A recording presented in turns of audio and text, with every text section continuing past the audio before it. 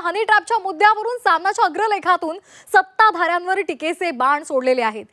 5 मंत्र्यांवरील आरोपांचा उल्लेख करत सामनातून हल्लाबोल करण्यात आलाय। 18 आमदार 4 खासदार हनी ट्रॅपमुळे भाजपमध्ये गेल्याचा आरोप सुद्धा त्यांनी केलाय।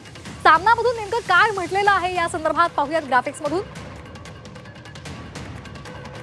महाराष्ट्राच्या मंत्रिमंडळात रंगेल आणि रगेल लोक आलेले आहेत। एक मंत्री भर विधानसभेमध्ये रमीचा डाव टाकतोय, दुसरा मंत्री पैशांच्या बॅगांचे प्रदर्शन करीत सिगारेट फुंकतोय, तिसरा मंत्री आपल्या प्रेयसीचा खून पसवून फडणवीसांच्या बाजूला बसलाय, चौथा मंत्री नाशिकच्या हनी ट्रॅपच्या सापळ्यातून सुटण्याची धडपड सुद्धा करतोय, पाचवा मंत्री दुसऱ्यांना अडकवत असताना स्वतःच हनी ट्रॅपच्या गुंत्यामध्ये फसलेला आहे।